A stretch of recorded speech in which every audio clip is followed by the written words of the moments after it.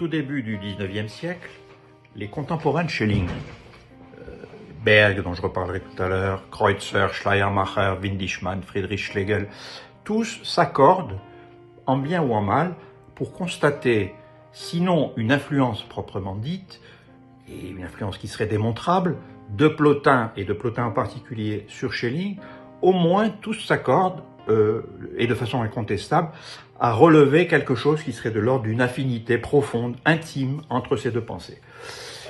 Je voudrais d'abord dire un petit mot sur cette question de la relation entre la tradition néoplatonicienne, diversement circonscrite, et ce qu'on appelle l'idéalisme classique allemand.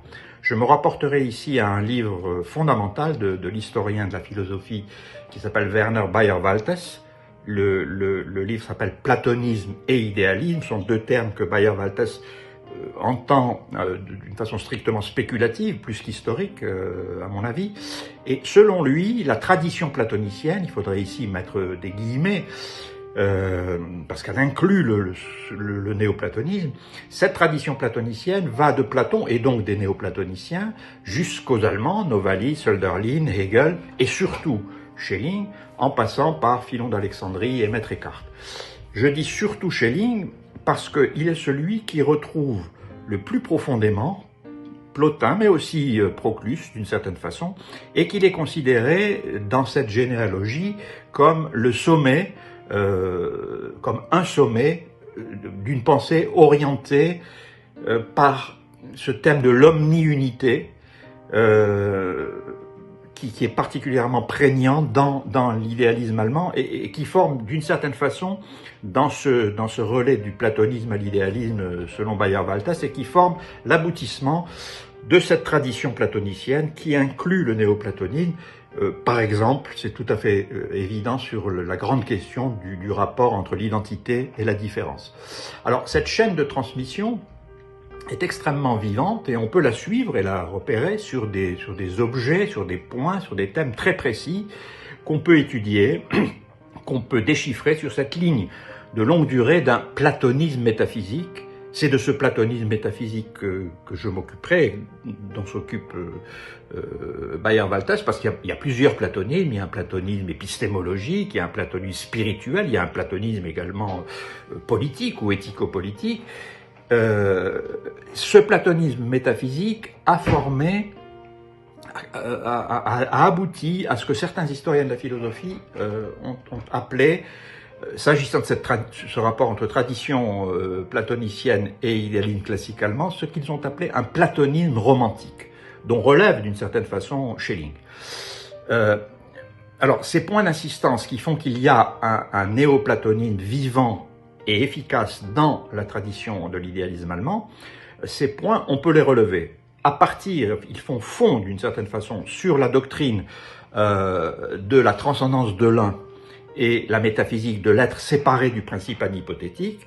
À partir de là, par exemple, l'opposition du sensible et du suprasensible, la réalité de l'idée, la dialectique des niveaux de réalité, la hiérarchie de ces niveaux ou la hiérarchie des êtres.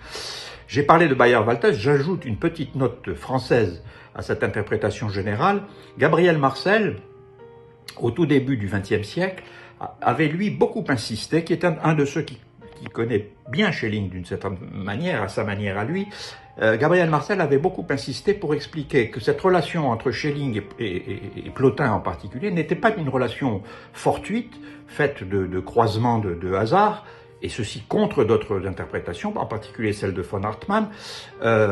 Pour Gabriel Marcel, et je pense qu'il a raison, cette relation Schelling-Plotin était fondée sur une connaissance effective de Plotin par Schelling et qui lui semblait ne pas faire de doute, ce qu'on retrouve chez Bayer-Waltes et d'autres lecteurs ou d'autres interprètes contemporains.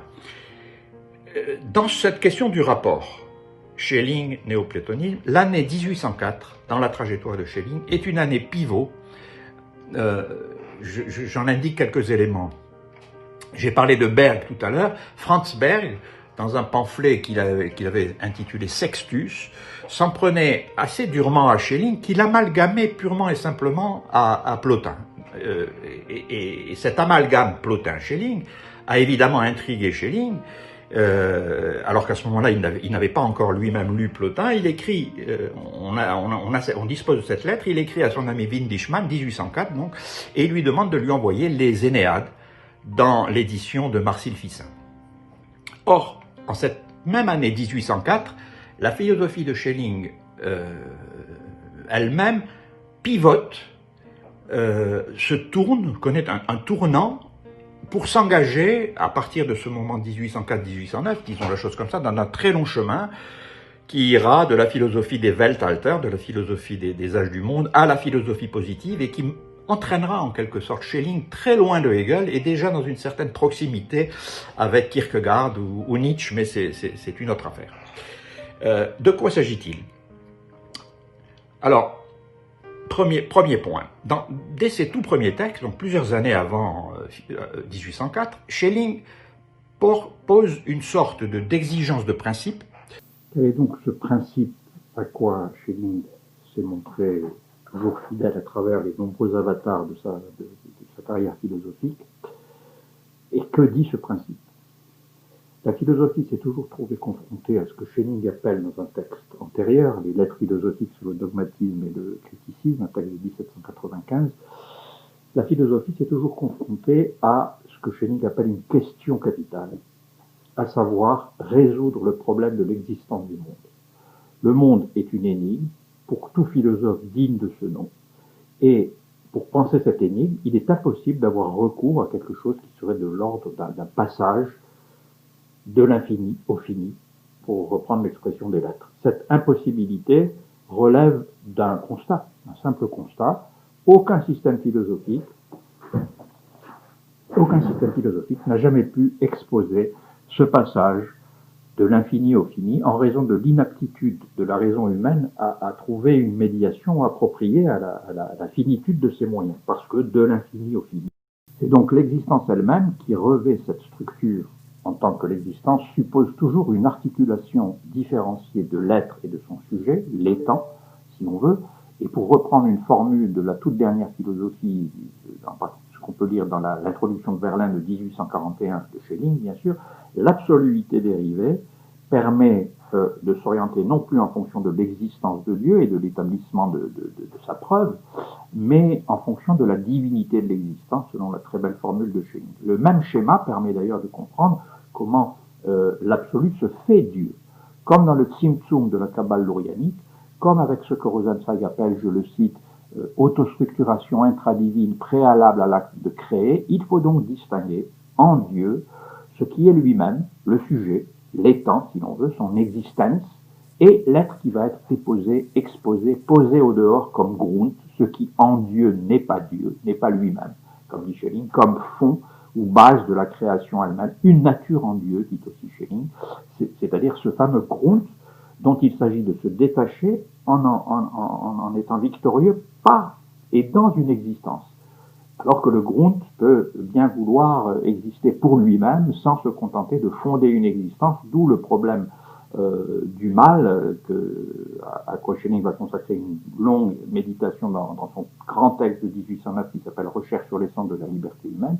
L'homme est tendu vers le réajointement de l'être et de l'étant, vers le surmontement toujours suspendu du Grund et l'affirmation, la réaffirmation de son ipséité finie dans un pouvoir du bien et du mal.